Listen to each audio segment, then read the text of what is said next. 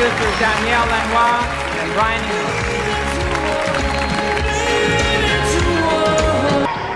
And the album of the year is The Joshua Tree. Oh my God! What's up, YouTube fam? This is Michael Tavon, and I'm back. Oh my God, who the hell cares? In the previous video, I yapped about my least favorite songs and favorite songs by Michael Jackson from each of his albums, which I will link in the description if you haven't watched it yet. Within that video, I mentioned how Michael Jackson's Bad album lost Album of the Year at the Grammys to U2's The Joshua Tree. That shit is crazy. I really don't like that guy. I also fairly stated how I never listened to that album at all, much less any music by U2 other than the shit that I heard in the commercials or passing on the radio. I've never actively listened to anything by U2.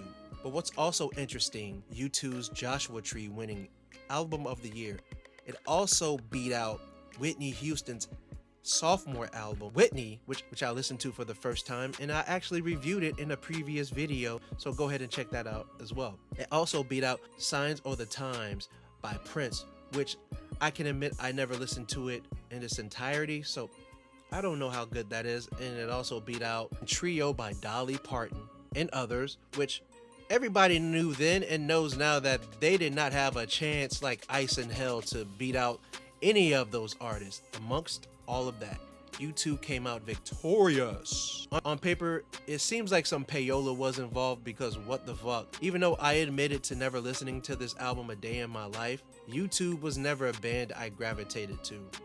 So with that said, today we will see if the Joshua Tree earned the album solely on its own merit, or was it the Grammys' way of sticking it to MJ raw with no lube?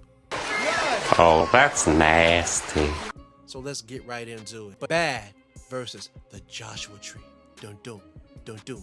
11 tracks versus 11 tracks. I will grade each song 1 through 10. And the album that receives the most points out of a possible 110 will earn nothing. Track 1, Bad versus Where the Streets Have No Name. Bad. To start off, in the previous video, I said this is my least favorite song off the album, as it's the only song I don't actively put on if I'm not watching the music video. You are really dumb, for real. The instrumentation is absolutely insane. Obviously, it's one of the dopest bass lines ever, but the subject matter is cool. It's not universally appealing, as I would have to be in a dancing mood to listen to this song. So it's a 7 out of 10. Where the Streets Have No Name. The opening section of the instrumental has a resounding feel. Immediately makes me feel like there's hope on the horizon. And I'm dead serious when I say this. My heart was immediately drawn to the soulful delivery of Bono as he belts about escaping to a utopia, a place where you can be your authentic self. This album has already started off with a banger. I deadass had tears in my eyes while listening to this. I actually should have made this a live reaction type of video to let y'all know I was not on some bullshit. The song is a 10 out of 10. The next tracks, The Way You Make Me Feel versus I Still Haven't Found What I'm Looking For. We all know The Way You Make Me Feel is a classic track. Michael perfectly blended his edgier vocals along with his signature ad-libs to create this upbeat but soulful tune as he sings about trying to impress the woman who makes him feel out of this world. Side note, this song always made me wish he and Quincy decided to add Streetwalker to the album too. Streetwalker would have been an amazing bridge between Bad and The Way You Make Me Feel. Nonetheless, the song is a 10 out of 10. I still haven't found what I'm looking for. Once again, this song pulls me in. The way the instrumentation builds on the opening. Bono's voice is stunning. Why has no one ever told me this man could sing like this? Like, what the fuck was I? Like I say, you must be crazy. He good. You must be crazy. Like, no one told me this man, Bono, has had a voice like this. I'm so baffled. I can't even understand why I've never listened to YouTube before. Because something about his voice makes me want to cry all the tears of pain from my body. I feel so emotionally refreshed after listening to this song. I go to McDonald's and get a McBitch because you a bitch. The lyrics are composed of themes of romance and inspiration. 10 out of 10 track. Speed Demon versus With or Without You. Speed Demon. I would go on record by saying this is the album's most underrated song. I really love this song. It's really fun, but it also is really edgy at the same time. Pause. The Moonwalker film really helped sell this song for me. MJ sings about peeling off on the ops, which is cool as fuck. He sings under his breath on the verses to give a darker tone to the song, but it still maintains a very fun pop appeal to it. Overall, it's an 8.5 out of 10. And surprisingly so, I've seen a lot of people in the comments of my previous video say that this was their least favorite song off the album. And once again, if that's your opinion, that's cool. I don't understand it, but I respect it.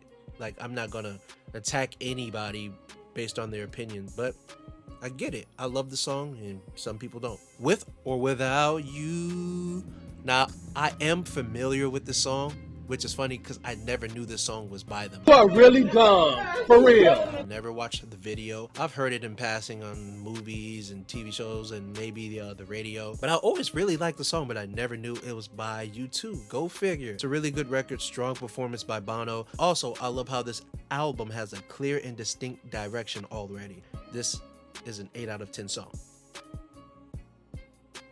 Tracks: Liberian Girl versus Bullet, The Blue Sky. Liberian Girl. The song is so lush and gorgeous. MJ sings about the affection he has towards a special woman.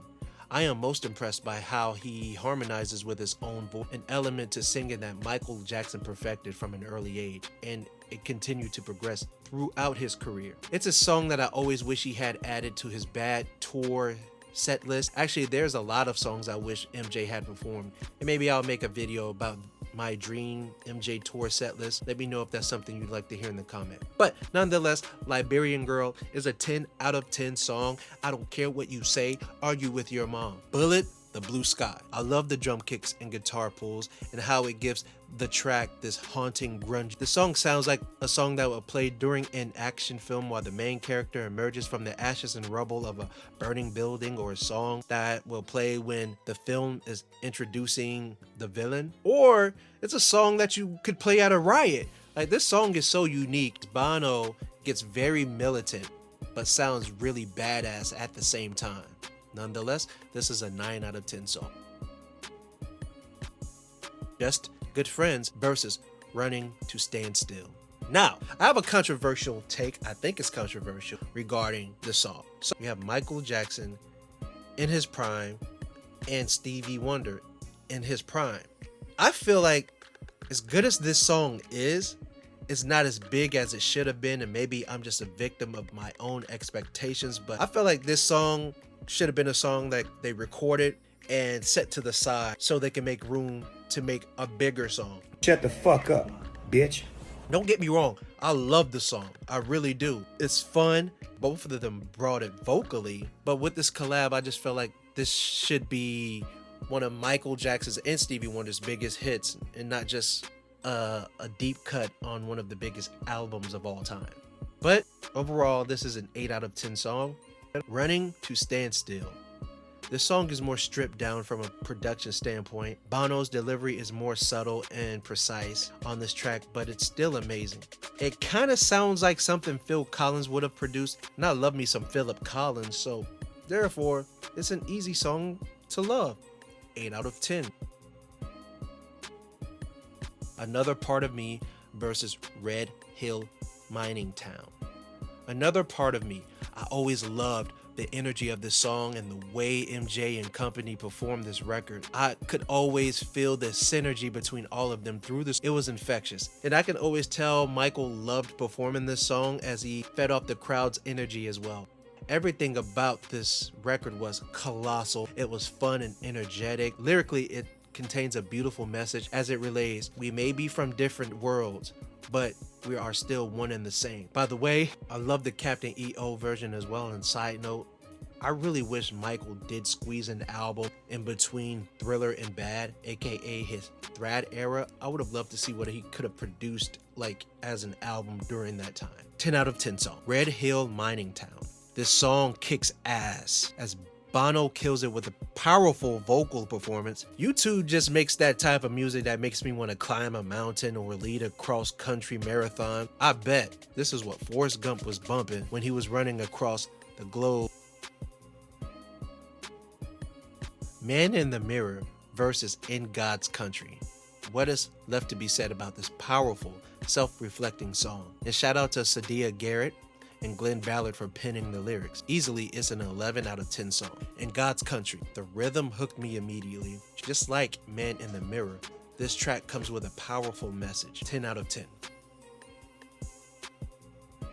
I Can't Stop Loving You versus Trip on Your Wires. I Can't Stop Loving You is a beautiful ballad that expresses the deepest and purest love a person could have for their soulmate. Despite being a relatively unknown artist, Miss Garrett shined on this song. Michael's delivery was so gentle and infectious, but sung with passion when it was necessary. 9 out of 10. Trip on Your Wires. This has a more country feel to it. I wish the vocals were mixed better, as it was difficult for me to make out what they were singing, as the production seemed to overpower the vocalist in some sections. Despite that, the song still makes me feel something. This sounds like some shit you'd hear on the Sons of Anarchy. Driving to this world all alone.